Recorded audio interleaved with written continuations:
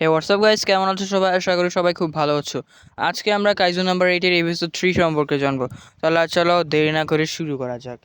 এপিসোডের শুরুতে আমরা দেখতে পাই সেই মেয়েটি কাফকাকে বলছে আপনার শরীর থেকে কাইজোর গন্ধ আসছে, কিন্তু কাফকা তার কথা পাত্তা না দিয়ে গাড়িটির দিকে এগিয়ে যায়। তখন রেনু বলে আমরা ডিসপোজাল ইন্ডাস্ট্রিজ এর ওয়ার্কার। তারপর কাফকা তার মনস্টার পাওয়ারের সাহায্যে গাড়িটিকে ঠিক করে দেয়। তখন সেই মেয়েটি তো একদম অবাক হয়ে যায় এবং বলে আপনার কাছে কি আপনার প্রাইভেট স্যুট আছে নাকি? তখন কাফকা বলে আমি হলাম এক্সামিনি নাম্বার 23.22 কাফকা হিবুনু। আর যেই মেয়েটি কাফকাকে বলছিল আপনার শরীর থেকে কাইজুর গন্ধ আসছে আর তার নাম হচ্ছে কিকুরু। কিকুরু শুধু তার দিকে তাকিয়ে থাকে। তখন পাশের লোক এসে 55 নম্বর পার্কিংয়ে গাড়ি পার্ক করে। তখন কিকুরু বলে আমি ভেবেছিলাম টেস্টে চুপচাপ দিয়ে চলে যাব, কিন্তু এখন তো দেখা দেখা যায় অনেক মজা হবে। তখন তারা চলে যায়। তারা যাওয়ার পরেই মাটি কেঁপে ওঠে, যেটি রেনুর পা মারার কারণে ওঠে। রেনু কাফকার দিকে শুধু রাগের দৃষ্টিতে তাকিয়ে রয়েছে। সে বলে তোমাকে আমি কি বলেছিলাম? তখন কাফকা বলে আমি তো কাউকে না দেখানোর মতো পাওয়ার ইউজ করছি। তবু রেনু তার উপর চেঁচামেচি করতেই থাকে। তার এই চেঁচামেচির আওয়াজ শুনে দুটো ডিফেন্স ফোর্স তাদের কাছে আসে এবং বলে আমরা এখানে চেঁচামেচির আওয়াজ শুনতে পেলাম, কোনো সমস্যা হয়েছে নাকি? তখন রেনু বলে না, কিছু হয়নি। তারা যাওয়ার পর রেনু কাফকার দিকে রেগে তাকিয়ে থাকে এবং বলে দ্বিতীয়বার যদি এমন হয় তাহলে বুঝে নিও তোমার কি অবস্থা হবে। তারপর তারা দুজন অফিসে ঢুকে যায়। তারপরে সিনে দেখানো হয় একজন লোক হাঁপিয়ে রয়েছে, আর সেটি আর কেউ না, সে হচ্ছে কাফকা। কাফকা ভাবতে থাকে আমি এত কষ্ট এবং ট্রেনিং করার পরেও সবার পিছনেই রয়ে গেলাম।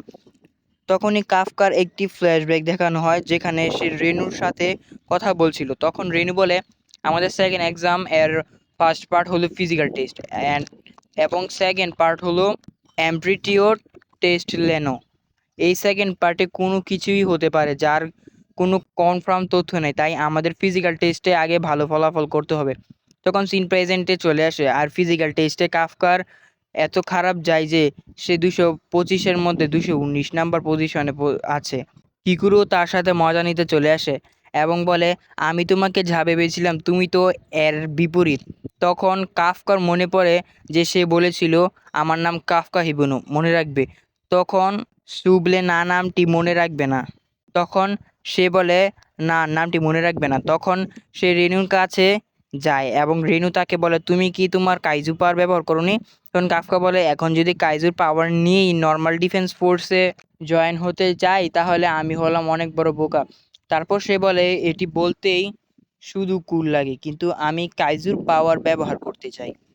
আমি অনেকক্ষণ ধরে পাওয়ার ইউজ করিনি। এই বলে সে রেনুকে জুড়ে জুড়ে ঝাঁকি দিতে শুরু করে। তখন সিন নিয়ে যাওয়া হয় মিনা এবং তার একটি মেম্বারের কাছে, যারা কাফকা এবং বাকি সবার এক্সাম নিয়েছিল। তখন মিনা একটি কাগজে কাফকাকে দেখতে পায়।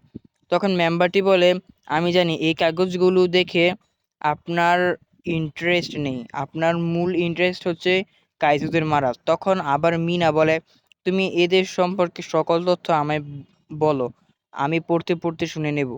এদিকে রেনু কাফকাকে এই এক্সামের ফার্স্ট, সেকেন্ড এবং থার্ড পজিশনের সম্পর্কে বলতে থাকে। তখনই সবাই কিকুরের দিকে তাকিয়ে থাকে।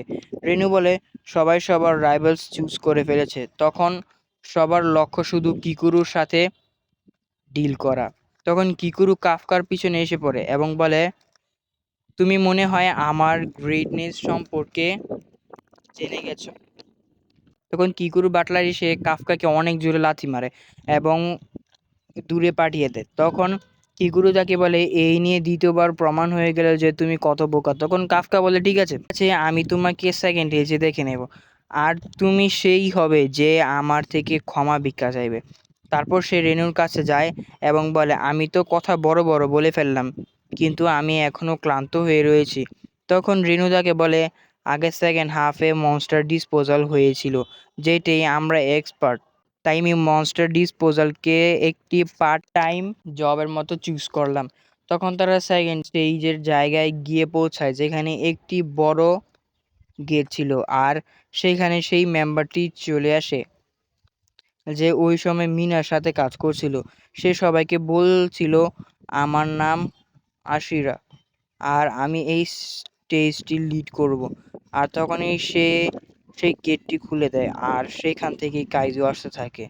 আর এখানেই এপিসোডটি শেষ হয়ে যায়। আশা করি সবাই এপিসোডটি এনজয় করেছেন। বাই বাই, টেক কেয়ার, আল্লাহ হাফেজ।